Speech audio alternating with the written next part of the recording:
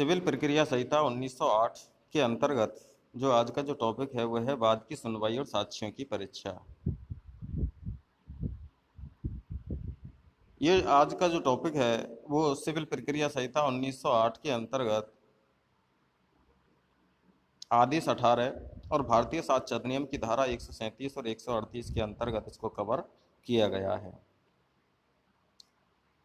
तो सर्वप्रथम हम भारतीय साक्ष्य अधिनियम की धारा 102 के बारे में देखते हैं कि भारतीय साक्ष्य अधिनियम की धारा 102 में सबूत का भार का यह सामान्य नियम दिया गया है कि सबूत का जो भार होता है उस पक्षकार पर होता है जो असफल हो जाएगा यदि किसी भी ओर से कोई साक्ष्य नहीं दिया जाता। दीवानी मामलों में सामान्य नियम यह है कि वाद को प्रारंभ करने का अधिकार वादी पर होता है। किस पर होता है? वादी पर होता है। अतः जो सबूत का भार होता है वो किस पर होगा? वादी पर ही होगा। यदि किसी दीवानी मामलों में प्रतिवादी के द्वारा प्रारंभिक आपत्ति उठाई जाती है तो ऐसी दशा में ऐसी प्रारंभिक आपत्ति को साबित करने का भार किस पर होता है? प्रतिवादी पर होता है। यदि प्रतिवादी वादी के तथ्यों को स्वीकार करता है लेकिन उसका यह तर्क हो कि वादी संतोष पाने का अधिकार नहीं है और उसका कारण विधि या तथ्य का कोई प्रश्न है तो ऐसी दशा में प्रतिवादी के द्वारा मामला क्या किया जाएगा? प्रारंभ किया जाएगा। सुनवाई के दिन या किसी अन्य निर्धारित दिन पर वह पक्षकार जिसको आरंभ करने का अधिकार होता है अपने मामले का कथन करता है और उन विवादकों के समर्थन में साक्ष्य पेश करेगा जिन्हें साबित करने के लिए वह आबद्ध है। तब दूसरा पक्ष अपने मामले का कथन करेगा, अपना साक्ष्य पेश करेगा और तब पूरे मामले के बारे में न्यायालय को संबोधित कर सकेगा और तब आरंभ करने वाला पक्ष का साधारणतया पूरे मामले के बारे में क्या होगा? उत्तर दे सकेगा। सामान्य नियम तो यह है कि पहले वादी अपना साक्ष्य पेश करता है, उसके बाद प्रतिवादी अपना साक्ष्य पेश करता है और उसके बाद फिर वादी और प्रतिवादी मामले में क्या करते हैं? बहस करते हैं।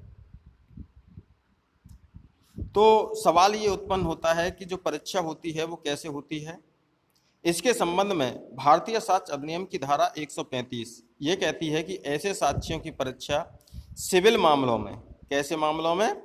सिविल मामलों में सीपीसी के प्रावधानों के अनुसार होगी। किसके अनुसार होगी?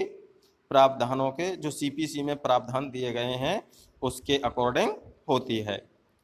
भारतीय साक्ष्य अधिनियम की धारा 137 और 138 के अंतर्गत दीवानी मामलों में पक्षकारों को भी साक्षी माना गया है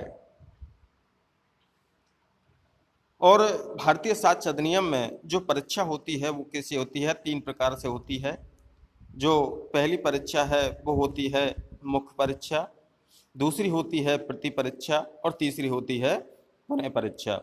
तो जो मुख्य परीक्षा होती है उस पक्षकार के द्वारा की जाती है जो साक्षी पेश करता है। प्रति परीक्षा प्रति पक्षकार के द्वारा की जाती है, मुख्य परीक्षा के बाद की जाती है। पुनः परीक्षा प्रति परीक्षा के बाद जो पक्षकार उस साक्षी को बुलाता है वह क्या कर सकता है? पुनः परीक्षा करता है। जो न्यायालय की कार्रवाई होती है वो कैसे न्यायालय में होती है? खुले न्यायालय में होती है, लेकिन न्यायालय मामले की परिस्थिति और तथ्यों को ध्यान में रखते हुए कार्रवाई को बंद कमरे में भी कर सकता है। जब पक्षकार और साक्षी की परीक्षा होती है तो उसके कथन को पीठासीन अधिकारी के द्वारा या उसके निर्देशन में लिखा जाता है। साक्ष्य न्यायालय की भाषा में लिखा जाता है। किसकी भाषा में लिखा जाता है? न्यायालय की भाषा में लिखा जाता है। अगर साक्षी की भाषा न्यायालय की भाषा से भिन्न हो तो उसको न्यायालय की भाषा में लिखा जाएगा तथा उसको अपनी भाषा में समझाया जाएगा। अगर प्रतिपक्षी के द्वारा आपत्ति नहीं की जाती है तो न्यायालय इसके कथन को अंग्रेजी में भी क्या कर सकता है? लेखबद्ध कर सकता है।